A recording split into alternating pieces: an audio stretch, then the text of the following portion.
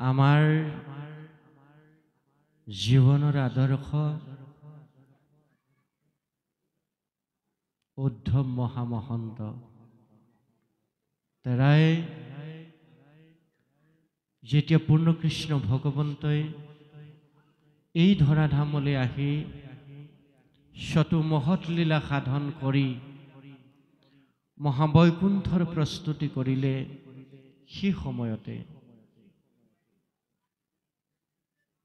অস্বস্থ বৃক্ষৰ তলত ব্যাধৰ শৰৰ আঘাতৰ জৰিয়তে ভগৱন্ত প্ৰভুৱে নৰকলবৰ ত্যাগ কৰি যোৱাৰ যি প্ৰস্তুতি কৰিলে সেই স্থানত গৈ প্ৰিয় সখা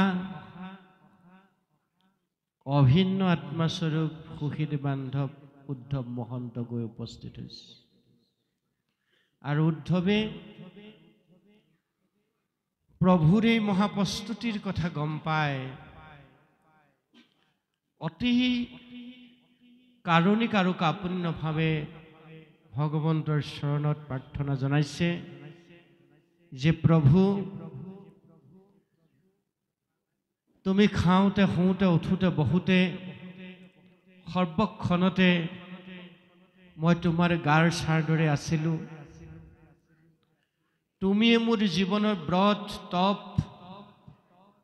তীৰ্থ পুণ্য প্ৰীতি মাতৃ সুহৃদ হিচাপে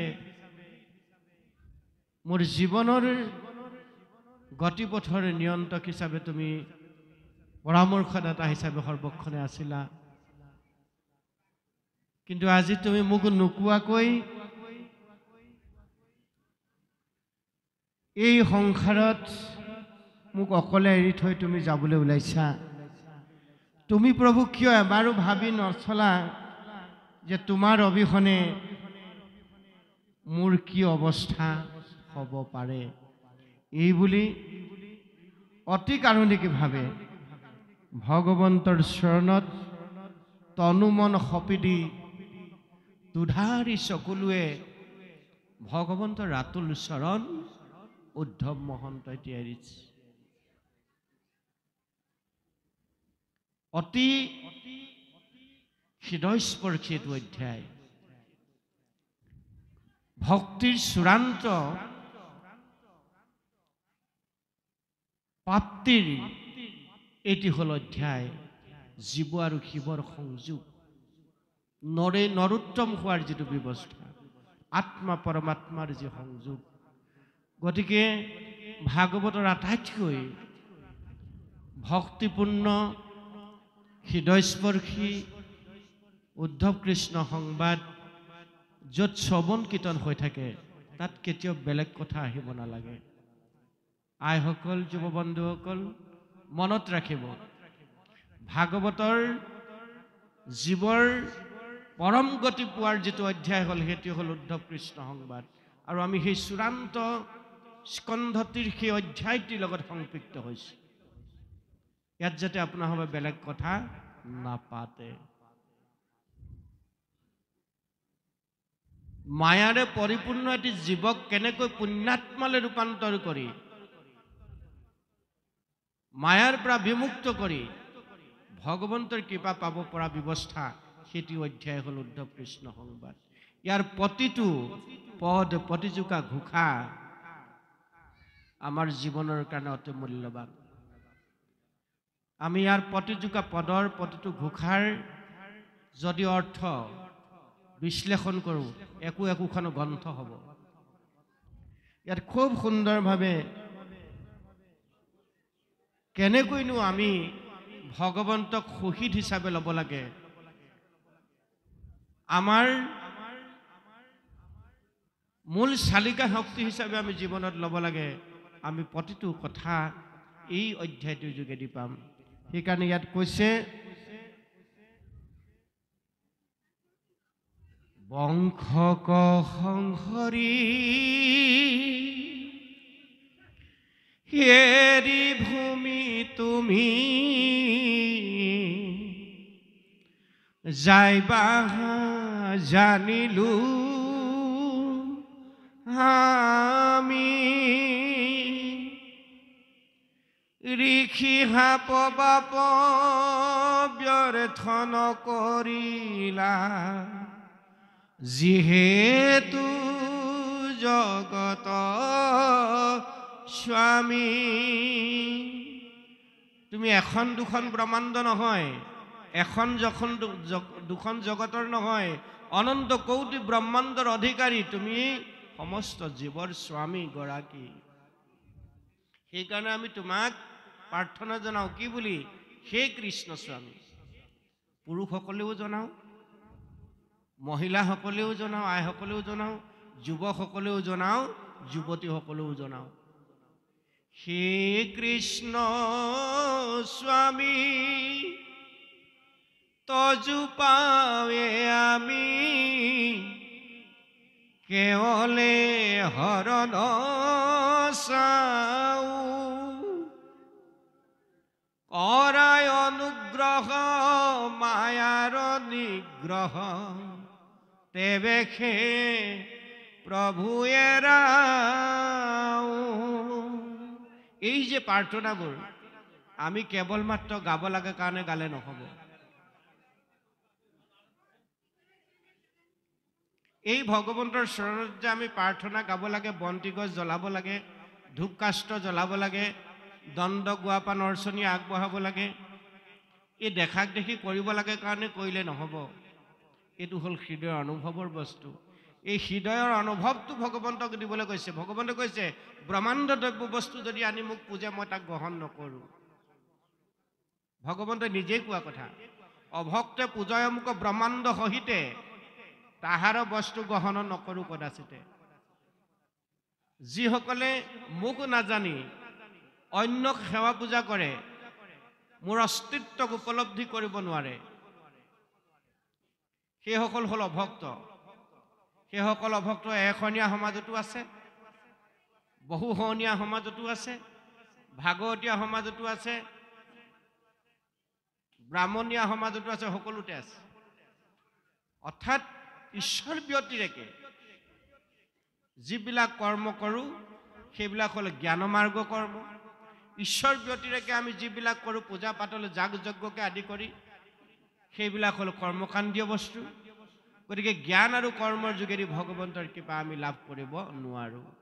ভগৱন্তৰ কৃপা লাভ কৰাৰ একমাত্ৰ উপায়টোৱে হ'ল এই যিদৰে ভগৱন্তৰ পৰম বাংময় মূৰ্তি ইয়াত প্ৰতিষ্ঠা কৰি লৈ ভগৱন্তৰ নাম সমৃদ্ধ কীৰ্তন দশম ঘোষা ৰত্নাৱলী গীতা পাঠ আৰু পৰ্যালোচনাৰ যোগেদি ইয়াৰ যি পৰম তত্ত্বজ্ঞান, সেই তত্ত্বজ্ঞান নিজৰ জীৱনত লৈ জীৱনটো সেই ৰাস্তাৰে যি নিবৰ কাৰণে যত্ন কৰিছে, এইটো হ'ল ভক্তি মাৰ্গৰ বস্তু।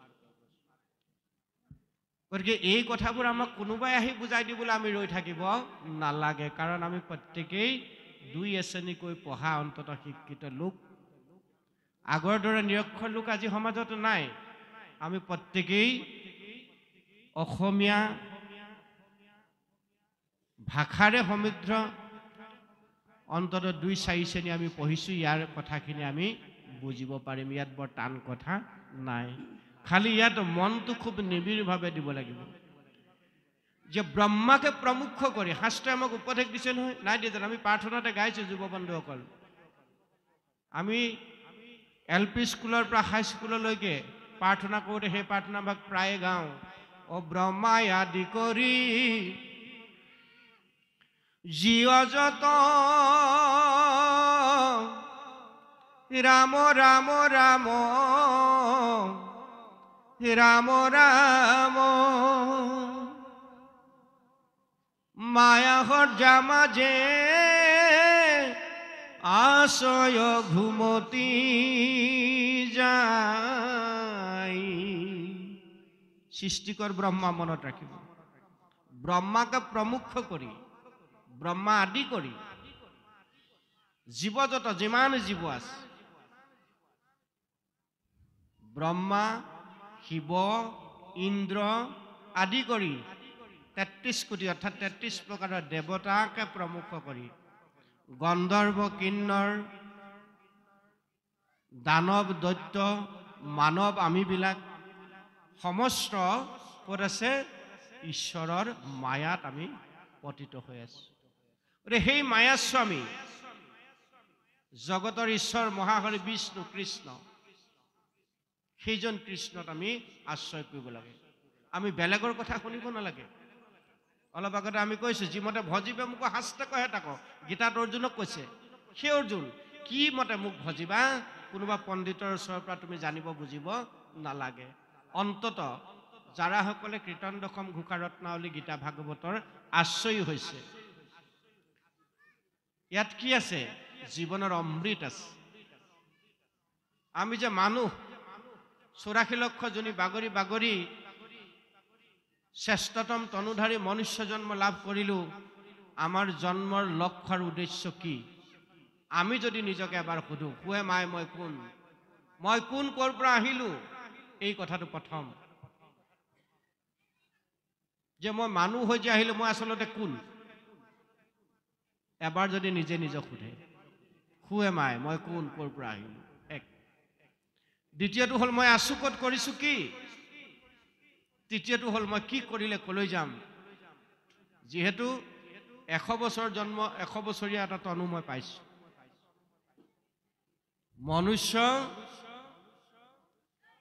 আয়ুষ হত বৰিষ সংখ্যাত 100 বছৰ আয়ুষ মনুষ্যৰ অৰ্ধেক বিফলে যায় জানিবা নিদ্ৰাত আধাটো বিফলে যায় মানে শুই থাকোতে যায় বুলিছে জানিবা নিদ্ৰাত অৰ্ধেক বিফলে যায় জানিবা নিদ্ৰাত 100 বছৰ 50 বছৰ শুই থাকোতে গ'ল থাকিলে 50 বছৰ নহলে বাৰু খেলা ধুলা কৰি বিষয় ভোগ কৰোতে গ'ল 20 বছৰ যায় বৰিষ বিংখৰি উমলন্তে ধনক উপাৰ্জন্ত কৰোতে যায় 10 বছৰ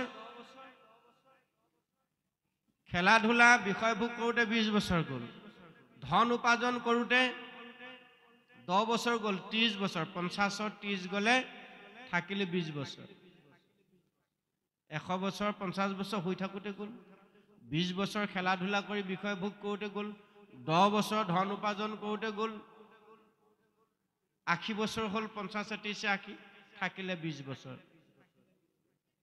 শেষৰ 20 বছৰটো কেনেকে যায় বুলি কৈছে বৃদ্ধকালে যাই শেষ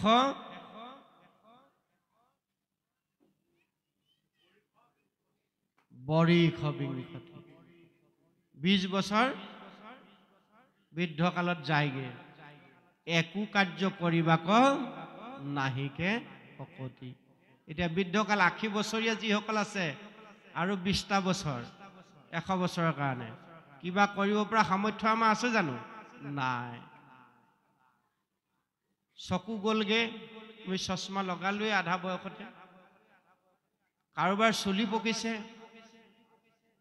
কাৰোবাৰ দাঁত সৰিছে নহনে বাৰু যিটো স্মৃতি শক্তি সেইটো কমি গৈছে গতিকে অচৰ্য বিভূতি বলবিলাক লাহে লাহে লাহে লাহে দেহৰ পৰা নাইকিয়া হৈছে একো কাৰ্য কৰিবাক নাহিকে শকতি সেইকাৰণে ভাগৱতত আমাক নিৰ্দেশনা দিছে যে যাৰা সকলে জীৱনৰ অমৃত লাভ কৰিম বুলি ভাবিছে এই 100 বছৰীয়া জীৱনটোৰ 50 বছৰ আধাটো কাল এনেই নপঠিয়াব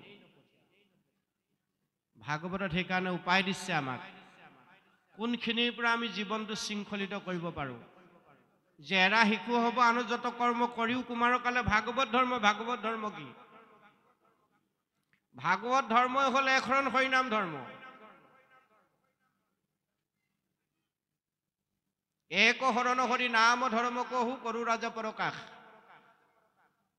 বহাৰপুৰ মাধৱদেৱে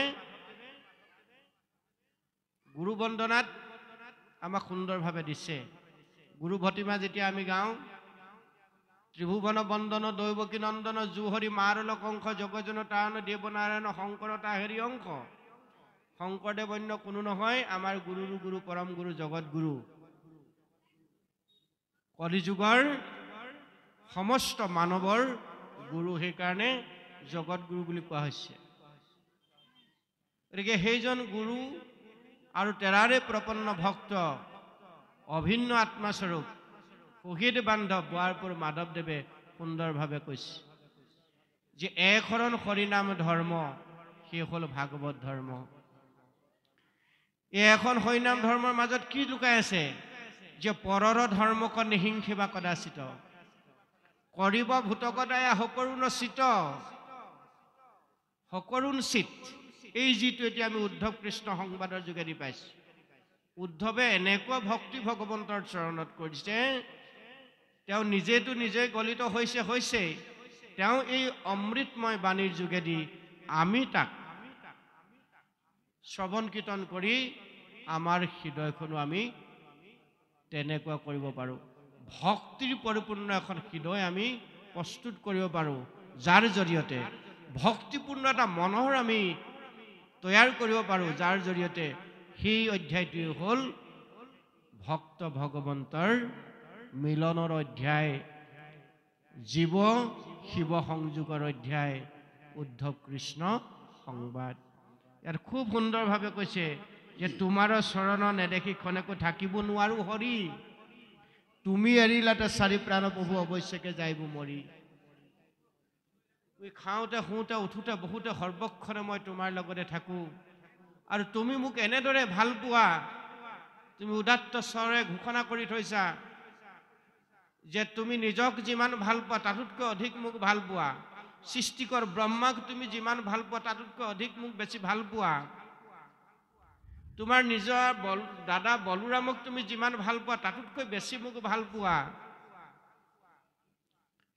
সংহাৰকাৰী ৰুদ্ৰ শিৱক যিমান ভাল পোৱা তাতোতকৈ বেছি মোক তুমি ভাল পোৱা, জগত মাতা লক্ষ্মীতকৈ তুমি মোক ভাল পোৱা, এই বুলি প্ৰভু তুমিয়ে নিজ মুখে কৈছা। অৰ্থাৎ ভগৱন্তই ভকতক ভাল পায়। আমি সেইজন ভগৱন্তৰ ভকত হ'বৰ কাৰণে যত্ন কৰিব লাগিব। সেইজন ভগৱন্তৰ ভকত হ'বৰ কাৰণে যদি আমি অকণমান যত্ন কৰোঁ, আমি তাৰ কাৰণে যদি দুখন হাত ভগৱন্তৰ চৰণলৈ আগবঢ়াই দিওঁ, ভগৱন্তৰ চাৰি হাতে সেইজন ভকতক সাবটি ধৰে। ভগৱন্তই চতু হাতে সেইজন ভকতৰ শিৰত কৃপা বৰ্ষণ কৰোঁ বুলি কৈছে।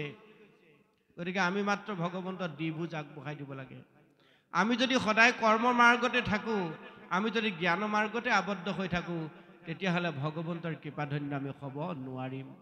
এই কথাবোৰৰ কাৰণে প্ৰভু আমি পুনৰ কৈছোঁ, কোনোবা অনুষ্ঠানৰ ভকতে আহি আমাক বুজাই দিবহি নালাগে, লাগিব জানো? কাৰণ কীৰ্তন দশম ঘোষাৰত্নাৱলী গীতা ভাগৱত সমস্তৰে কাৰণে সহজলভ্য হৈ আছে। আমি মাত্ৰ তাৰ আশ্ৰয় হ'ব লাগে। আজি যে অনুষ্ঠানটো অনুষ্ঠিত কৰিছে আপোনালোকে, কেৱল মাত্ৰ ধুনীয়া ধুনীয়া সুৰ দি আমি পঢ়ি থাকিলে কামত আহিব নেকি? নাহিব। আমি সুৰ দি পঢ়িব লাগিবই, সুৰে যিহেতু আকৰ্ষণ কৰে, গতিকে আমাৰ সুৰটো লাগিবই। ইয়াৰ জৰিয়তে আমি যিবোৰ কথা আলোচনা কৰিছোঁ, এই কথাবোৰ ভাগৱতৰ লগত আছেনে নাই, এই কথাবোৰ আমাৰ জীৱনৰ কাৰণে মূল্যৱান কথা হয়নে নহয়, এইবোৰ কিন্তু আমি সূক্ষ্মাতি সূক্ষ্ম বিশ্লেষণ কৰিব লাগিব।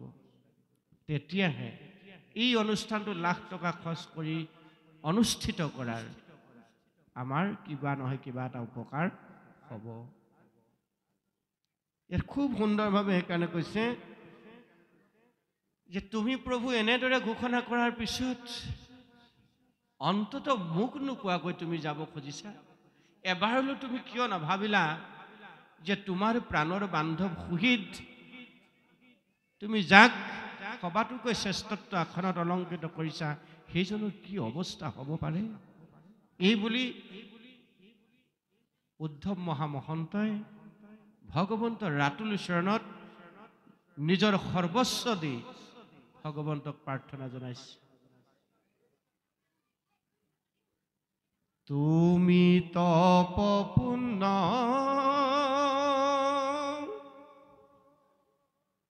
তুমি বিনে শূন্য দেখুই তু ত্ৰিজগত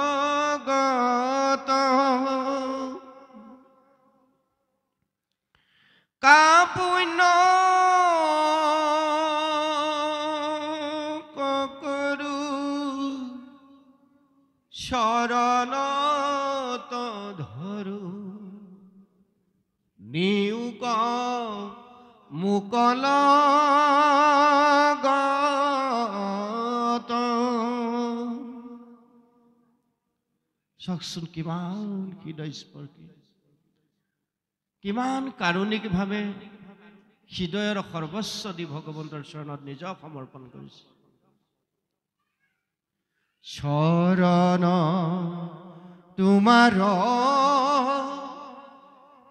পংকজ পুজিবে কত পুণ্যে পাইলো লাগ। বাপ জগন্নাথ নকৰা অনাথ ভকত তুমি ত্যাগ। আমিতো প্ৰভু তোমাৰ ভকত হয় নে নহয় নাজানো, কিন্তু তুমি মোক কৈছা তুমি মোৰ মহামিত্ৰ ভকত একান্ত।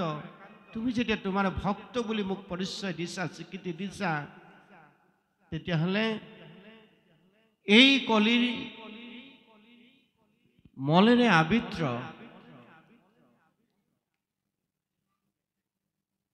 কলিৰ এই মায়াময় সংসাৰৰ মাজৰ পৰা তুমি মোকো লগত লৈ বলা। এই বুলি উদ্ধৱৰ চৰণত কি ভগৱন্তৰ চৰণত উদ্ধৱে অতি কাপুণ্যভাৱে প্ৰাৰ্থনা জনাইছে। হৃদয়ৰ সৰ্বস্ব দি।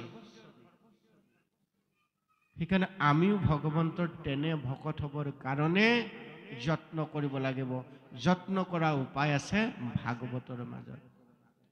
সেইকাৰণে ভাগৱত শব্দৰ অৰ্থটো অতি মহত্বপূৰ্ণ। এনে গ্ৰন্থ বুলি কৈছে যাক শ্ৰদ্ধাৰে দৰ্শন কৰিলে, যাক শ্ৰদ্ধাৰে সেৱা কৰিলে, যাক শ্ৰদ্ধাৰে শ্ৰৱণ কৰিলে, শুনিলে, আৰু যাক শ্ৰদ্ধাৰে আমাৰ পাঠকসকলে পাঠ কৰাৰ দৰে শ্ৰদ্ধা ভক্তিৰে পাঠ কৰিলে আমাৰ মনৰ যিবিলাক মল আছে, মায়া আছে, কামকুদ লোভ মোহ আছে, ঈৰ্ষা অসূয়া আছে, এই সকলোবিলাক নীলগৰ ঢৌ বুজা নীলগতে ভগৱন্তই মাৰ নিয়ে। সুমংগলে সুবাস দি ভগৱন্তে হৃদয়ত ভক্তি টোপোলাটো আমাক পূৰঠ কৰি দিয়ে। হৃদয়খন ভক্তিৰে পৰিপূৰ্ণ হয়। এইদৰে উদ্ধৱ ভগৱন্তৰ চৰণত কাকুতি কাপুণ্যভাৱে পৰাৰ পিছত উদ্ধৱ মহামহন্তক ভগৱন্ত প্ৰভুৱে কৈছে কি বুলি? পীতবস্তে মুচি মুখত তেজীয়া নিশ্বাস। স্নেহে উদ্ধৱক ধৰি বুলিলা আশ্বাস। তেজী চিন্তা চিতত থিৰ কৰা মহাশয়, তজু দুখ দেখি সখী নহহে হৃদয়। তোমাৰ এই অৱস্থা দেখি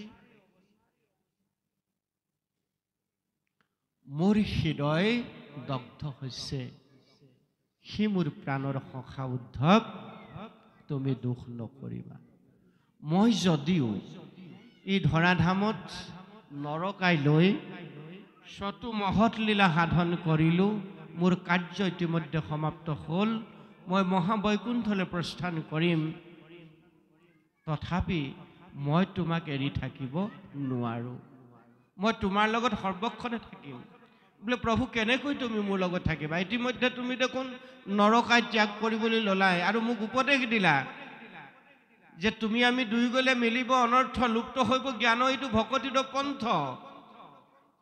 আৰু তোমাৰ উপদেশ মানি মই বদৰিকা আশ্ৰমত বাকলি বখন পিন্ধি তোমাৰ ধৰ্ম ভক্তি ধৰ্ম আচৰণ কৰিব লাগে। তুমি মোক এৰি যাম বুলি ক'লাই, তুমি কেনেকৈ সৰ্বক্ষণে মোৰ লগত থাকিবা?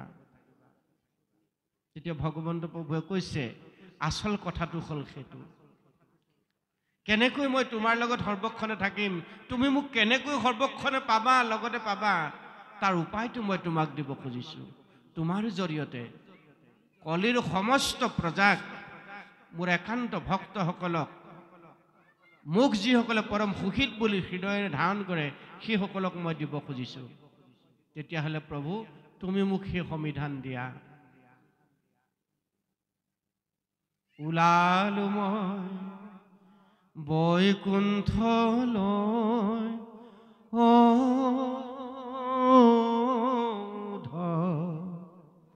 তুমি নাকান্দিবা, তুমি নাকান্দিবা,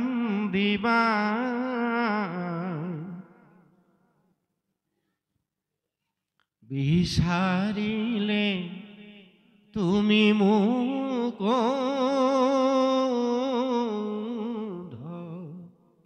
হৃদয়তে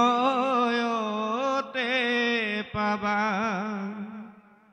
আমি ভগৱন্তক পাবৰ কাৰণে প্ৰয়াগ তীৰ্থত এতিয়াতো পুৰা ধুমধাম চলি আছে, নাই চলে জানো? প্ৰয়াগ তীৰ্থলৈ যাব নালাগে, কাশী বৃন্দাবন আমি যাব নালাগে। সেইখন তীৰ্থ আমি ইয়াতে তৈয়াৰ কৰি ল'ব পাৰোঁ, যিটো আপোনাৰ হবে এই নিমাই জান গাঁও প্ৰতিষ্ঠা কালৰ পৰা, এই গুৰুগৃহ প্ৰতিষ্ঠা হোৱাৰ পৰা আজি অন্তত এই ব্যৱস্থাটো আপোনাৰ হ'ব কৰিছে।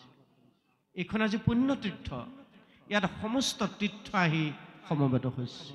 কাৰণ আপোনালোকৰ ইয়ালৈ যিসকলক মাতিছেই নমতাকৈ, আপোনাৰ হবে ক'ব নোৱাৰাকৈ, কেনেবাকৈ যদি কিবা কাৰণত প্ৰচাৰ হৈ গৈছে, বহু দূৰ দূৰণিৰ পৰা নমতাকৈ ইয়ালৈ ভক্ত সমাগম হৈছে, ভক্তৰ পদৰেণু পৰিছে। আপোনাৰ হ'ব কিয়? পূব পশ্চিম উত্তৰ দক্ষিণ কেওটা দিশৰ পৰা ভক্তৰ সমাগমৰ স্থলী, এটা ভক্তৰ সমুদ্ৰ সাগৰৰ দৰে হৈছে। ভক্ত পদৰেণুৱে এই স্থান দ্বিতীয় বৈকুণ্ঠলৈ পৰ্যবেক্ষিত কৰিছে। আৰু তাৰ ভিতৰত যিসকল উদাৰ চৰিত্ৰ ভকতৰ ইয়াত সমাৱেশ ঘটিছে, সেইসকল উদাৰ চৰিত্ৰ ভকতৰ যোগেদি কেৱল মানুহেই নহয়, ইতৰ প্ৰাণীও প্ৰবৃত্ত হৈছে। জড়িত থাকে মোৰ ভক্ত উদাৰ চৰিত্ৰ, ভগৱান কৃষ্ণ একাদশ স্কন্ধত অৰ্জুনক উদ্ধৱক কৈছে। জড়িত থাকে মোৰ ভক্ত উদাৰ চৰিত্ৰ, কৃত পতংগকো কৰে তথায় প্ৰবৃত্ত। তেনেকৈ পুণ্যক্ষেত্ৰ আপোনালোকৰ স্থান, কীট পতংগলৈকে এই স্থানৰ সমস্তবিলাক প্ৰবৃত্ত হৈছে। সেইসকলৰ জীৱন উদ্ধগামী হ'বই। আৰু আপোনাৰ হ'ব আমি মনুষ্য, আপোনাৰ হ'বৰ নিজৰ গাঁঠি ধন খৰচ কৰিছে, কষ্ট উপাৰ্জিত ধন খৰচ কৰি মহান যজ্ঞ কৰ্ম আয়োজন কৰিছে, কাৰোবাক দেখুৱাবৰ কাৰণে নেকি? নহয়। এই সুন্দৰতা আয়োজনৰ মাজত এটা মূল কথাটো জড়িত হৈ আছে যে আত্মাৰ উৎকৰ্ষ সাধন। আহিব লগা প্ৰজন্মৰ এটা সঠিক মাৰ্গদৰ্শন। অন্তত আপুনি মই কৰ্ম দুখে যদি ক'ৰবাত গৈ জন্ম হওঁগৈ, ইয়াৰ পাছত গৈ আগৰ জন্মত আমি নকৰিবলগীয়া বহু বেয়া কৰ্ম কৰি আহিলোঁ, আমাৰ জন্মৰ সৈতে বিপাক ঘটিব পাৰে কৰ্ম দুখে। জীৱা জন্ম শুৱে সংসাৰত, তাতো নচাৰুক চিত্তটো আচৰণত। আজি আপোনালোকে আমি সংকল্প ল'ব পাৰোঁ এই তিনিটা দিনত যে প্ৰভু, মোৰ জীৱনৰ পাৰ হৈ যোৱা সময়ছোৱা তোমাৰ কথাখিনি উপলব্ধি কৰা, অনুভৱ কৰা মোৰ কাৰণে সহজ সাধ্য হৈ নুঠিল, কিন্তু আজি কিছু কথা উপলব্ধি কৰিছোঁ, অনুভৱ কৰিছোঁ। ইয়াৰ পাছৰকণ যাতে মোৰ ভালৰ ফালে যায়, এইকণ কৰোণা তুমি মোক কৰিবা। ভাগৱতৰ প্ৰথম স্কন্ধতে সেই কথাটো উল্লেখ কৰিছে। যদি এনেদৰে সৌধ পাতি সাধুসং তৈয়াৰ কৰি সেই স্থানত যিসকলৰ পদৰেণু পৰিলে, সেই স্থানত আৰ্থিকভাৱে, কায়িকভাৱে, মানসিকভাৱে যিসকলে ভকত ভগৱন্তৰ সেৱাত নিজক সমৰ্পণ কৰি দিলে, পৰৱৰ্তী যদি কিবা কাৰণত তেওঁলোকৰ জীৱন বিপদগামী হয়, অল্প